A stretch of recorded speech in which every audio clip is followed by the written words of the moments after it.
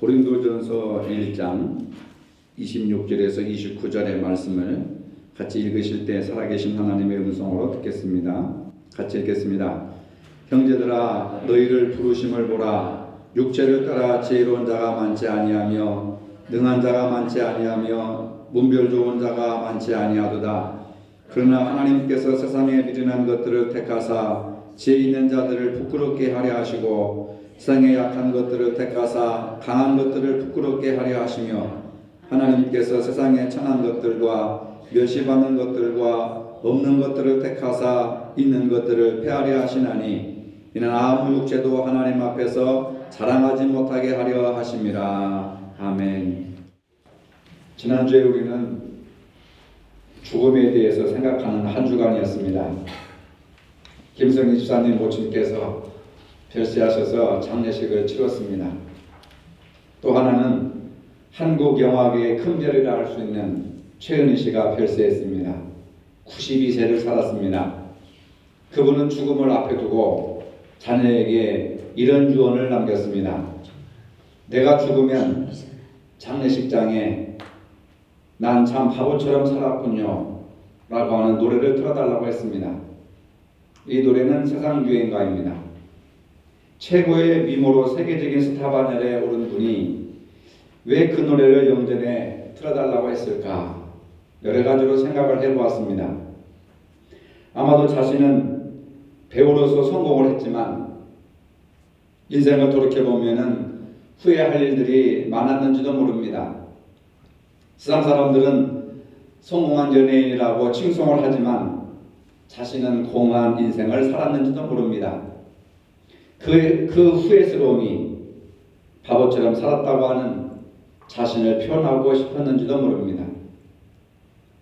우리가 살고 있는 시대는 바보가 아닌 능력자를 요구하고 있습니다. 더 빨리, 더 똑똑하게, 더 탁월하게 일을 하고 성과물을 만들어내고 그 대가로 부와 명성을 쌓아가는 사람들을 칭찬하는 시대에 살고 있습니다. 돌이 떡이 되게 하는 능력을 발휘하면 칭찬을 받고 성공했다고 높이 지켜 세우고 있습니다. 그래서 사람들은 천하만국의 영광을 소유하기 위해서 안간힘을 쓰고 있습니다.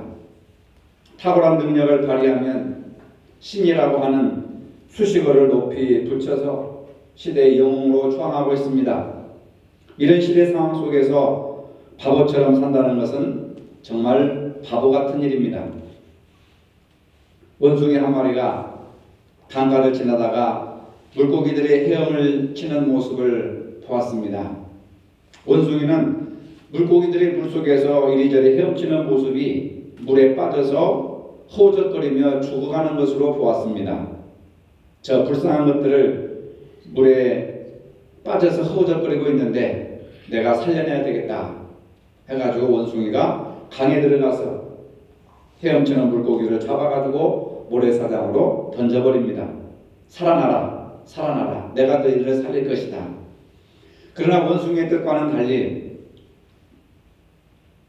물고기들을 건져낼 때마다 물고기는 모래사장에서 푸득푸득거리며 죽고 말았습니다.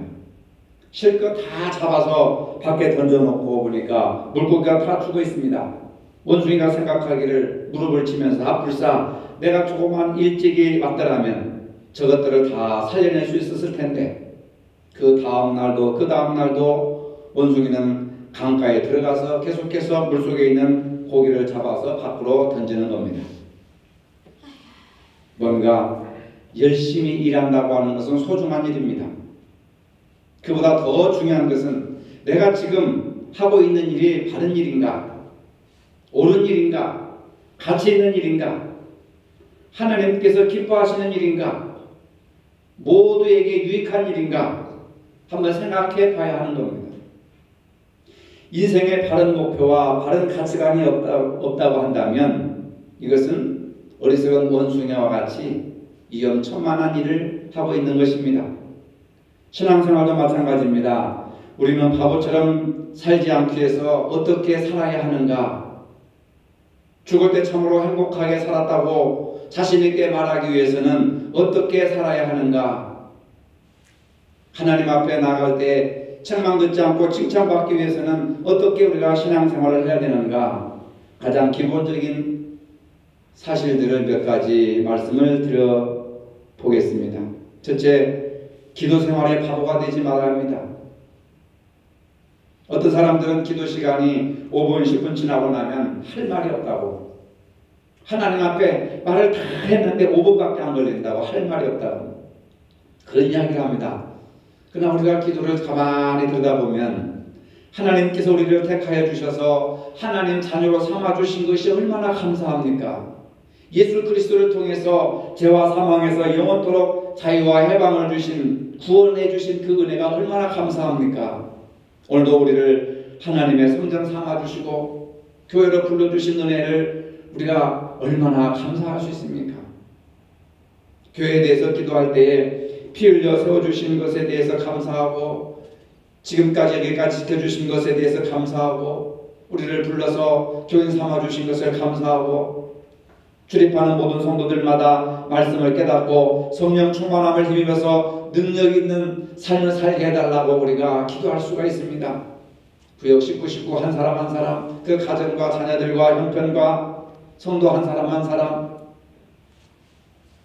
이름을 불러가면서 기도하면 은혜로운 기도를 할 수가 있습니다. 가정에 대해서도 온 식구가 다 믿는 가정이면 다 믿게 해주셔서 감사하고, 믿지 않는 가정이 있다고 한다면 다 믿을 수 있도록 간절함으로 기도할 수가 있습니다. 식구 한 사람 한 사람에 대해서 하나님께 받아야 할 은혜에 대해서 얼마든지 기도할 수가 있습니다. 친구나 이웃에 대해서도 기도하고, 앞으로 닥쳐올 환난을 능히 이길 수 있도록 하기 위해서 은혜 주시기를 위해서 기도하고, 특별히 고통 없이 병들지 않고 잠자듯이 하나님 앞에 부름받게 해달라고 얼마나 많은 기도를 우리가 할 수 있는지 모릅니다. 나라와 민족과 세계를 위해서 기도할 수 있습니다. 그리고 담임 목사와 가정을 위해서도 기도할 수 있습니다. 성령 충만함으로 하나님께 쓰임받게 합당하도록 건강과 말씀 증거에 있어서 하나님께서 함께 해주셔서 하나님의 뜻을 이루기에 부족함이 없도록 은혜 주시기를 위해서 얼마든지 우리가 기도할 수가 있습니다. 야고보서 1장 5절에 보니까 너희 중에 누구든지 지혜가 부족하거든 모든 사람에게 후히 주시고 꾸짖지 아니하시는 하나님께 구하라, 그리하면 주시리라 말씀하셨습니다. 무엇을 구해야 될지, 내게 지금 무엇이 부족한 것인지, 영적 삶에 있어서 하나님 앞에 예배드리는 데 있어서 신앙생활하는 데 있어서 무엇이 부족한지, 지혜가 부족하면 지혜를 구하고 능력이 부족하면 능력을 구하고, 그러나 우리가 구한다고 해서 꾸짖지 아니하시고 하나님께서 보너스로 더 넘치도록 주시겠다, 이런 말씀을 하셨습니다. 우리는 쉬지 말고 깨어 기도함으로 하나님께 응답받는 은혜를 체험할 수가 있다는 것을 믿으시기를 바랍니다. 그리고 성경에 대해서 바보가 되지 말아야 합니다. 우리 믿는 사람들은 평생 말씀을 가지고 신앙생활을 하는 사람들입니다. 성경을 많이 보고 알면 알수록 성경에 약속하신 은혜와 복들을 많이 알게 됩니다. 성경과 거리가 멀면 멀어질수록 하나님과 거리가 멀어진다는 것을 믿으시길 바랍니다. 성경을 다른 어떤 책보다도 우리가 부지런히 열심히 읽어야 합니다.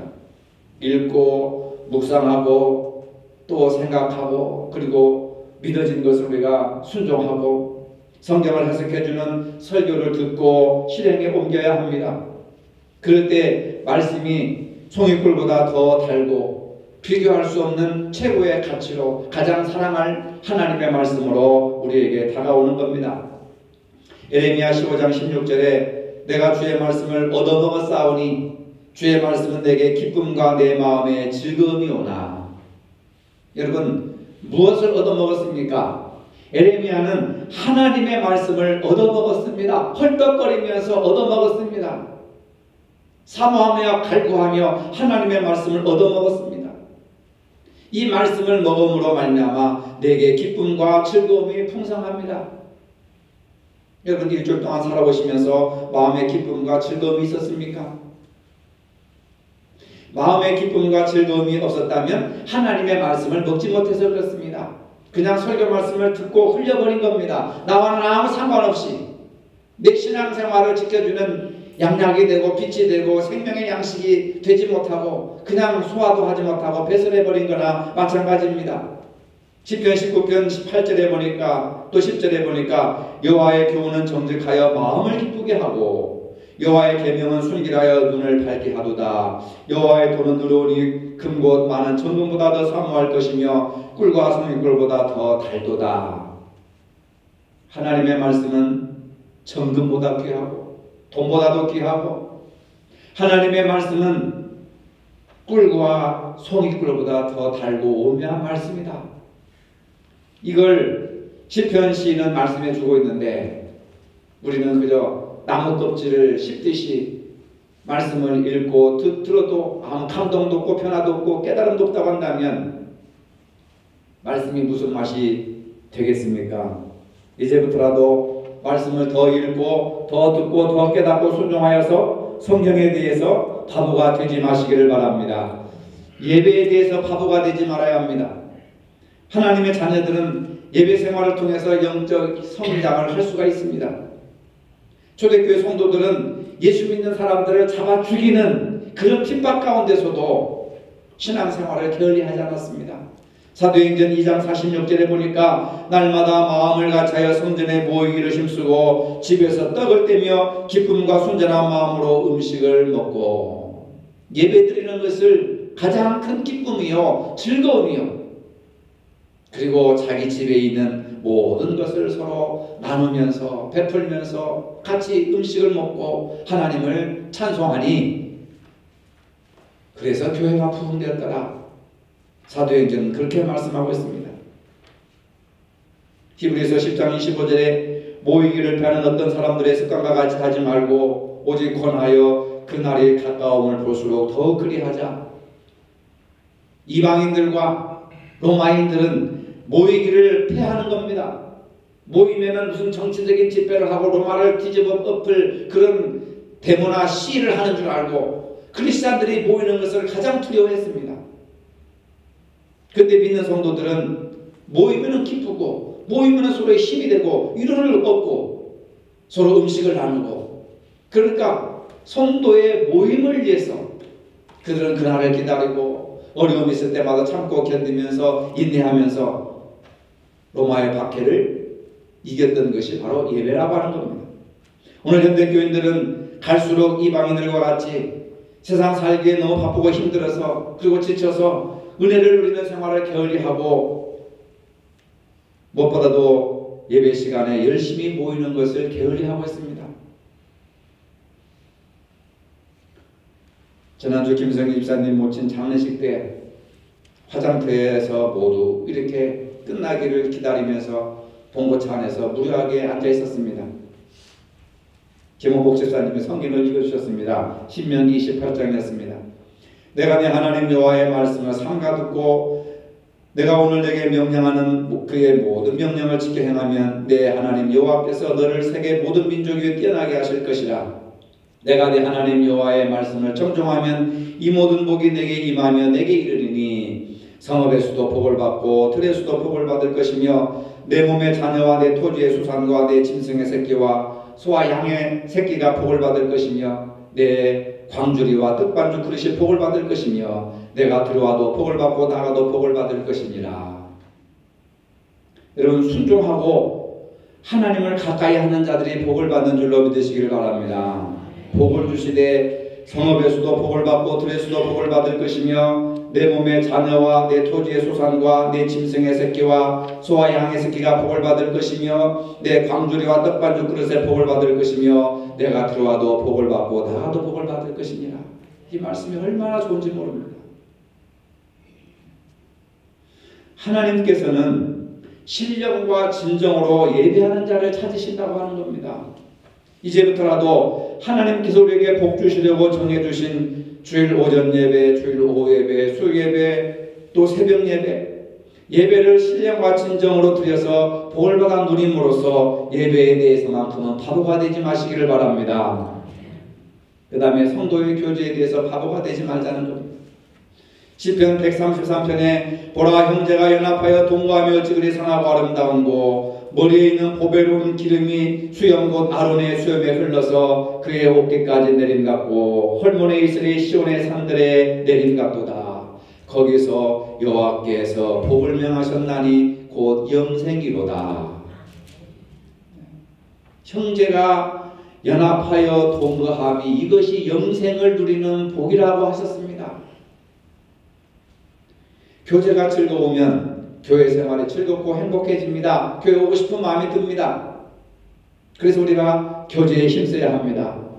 성도들이 서로 유익을 주는 교제를 통해서 교제에 대해서만큼은 바보가 되지 마시기를 바랍니다. 전도에 대해서 바보가 되지 말아야 합니다. 마가복음 1장 38절에 보니까 예수님께서 우리가 다른 가까운 마을들로 가자 거기서도 전도하리니 내가 이를 위하여 왔노라 하시고, 예수님께서 이 마을 저 마을마다 돌아다니신 것은 전도하기 위해서, 그리고 예수님께서 이 땅에 오신 목적은 전도하기 위해서 왔다. 영혼구원을 위해서 오셨다 말입니다. 영혼구원을 위해서 일하셨다는 겁니다. 예수님의 모든 사역의 초점이 전도에 초점이 맞춰져 살다가 돌아가셨습니다. 그리고 부활하시고 승천하시면서 마지막 유언하신 말씀이 땅 끝까지 이르러 내 증인이 되고 복음을 전하라, 이렇게 하셨습니다. 사람들이 전도하는 것을 부끄럽게 생각하고 있습니다.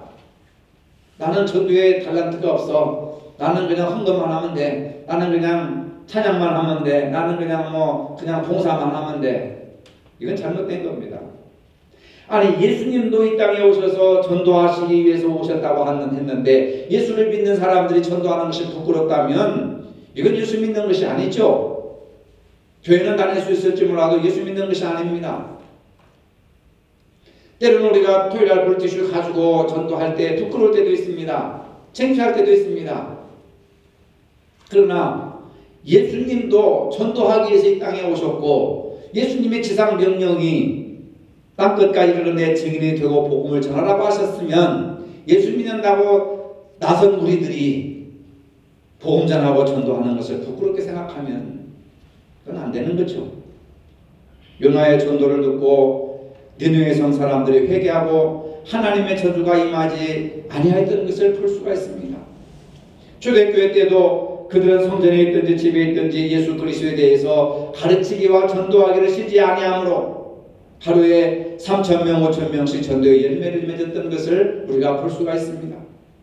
여러분, 신앙생활 하시면서 전도의 바보가 되지 마시기를 바랍니다. 그리고 헌신하는 일에 바보가 되지 말아야 합니다. 기독교 역사상 중세시대 때 브라더 로렌스라고 하는 분이 있습니다.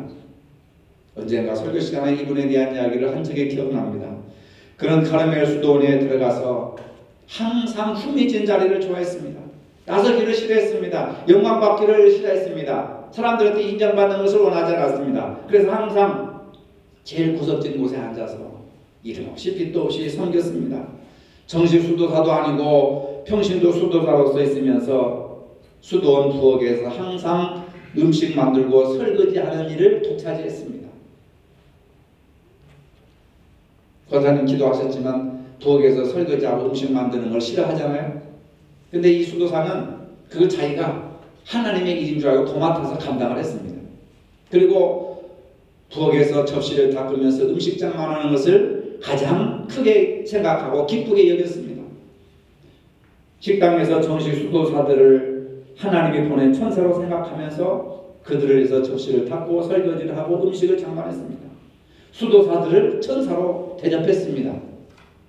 수도사들이 식사를 하는 모습을 지켜보면서 흐뭇한 마음을 가졌습니다.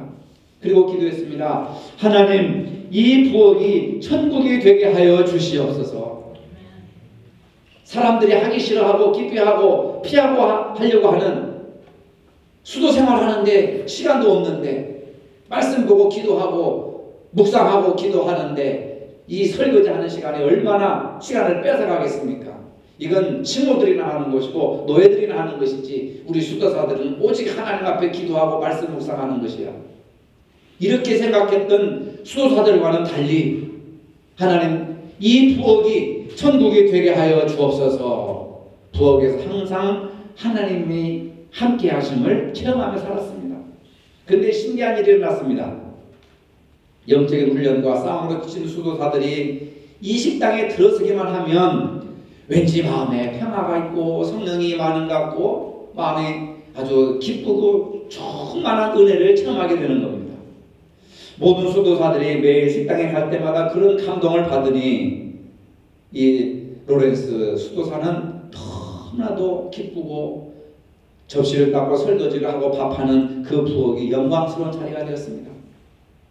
그곳의 위치가 특별히 좋아서 신기한 영적인 기운이 흐르는 것이 아닙니다.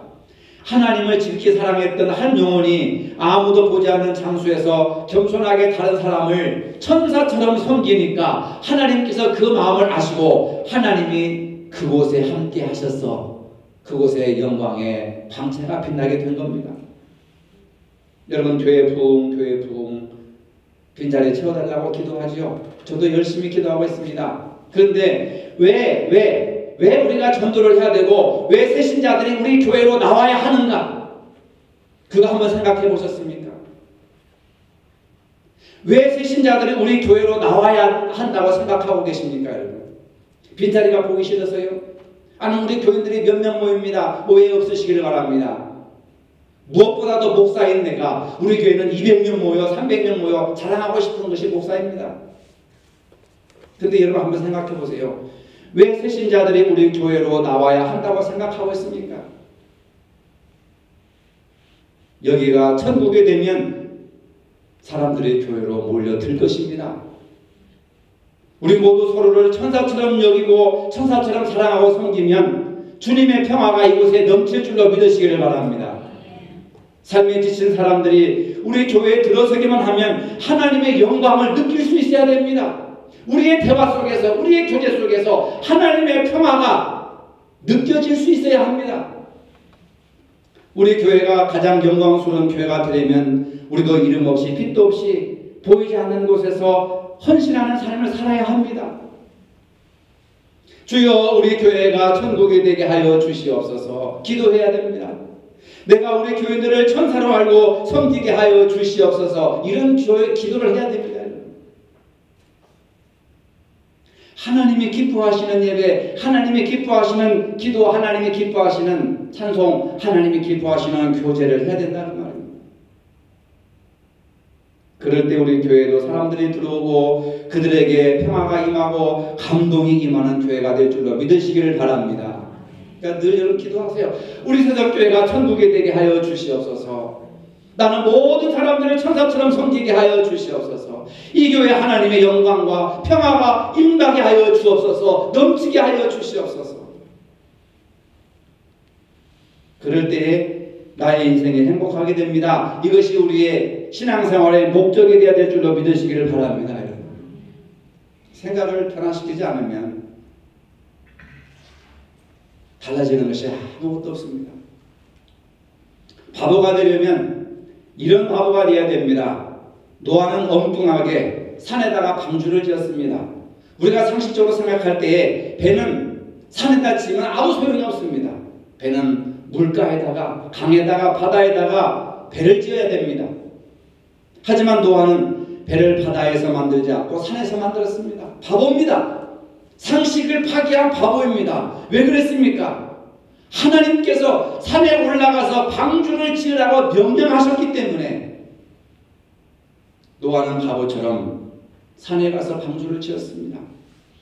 그리고 그가 죽고 수천 년이 지난 후에 노아의 행동에 대해서 히브리서 기자는 노아는 믿음으로 하나님의 명령을 순종했다고 성경은 기록하고 있습니다.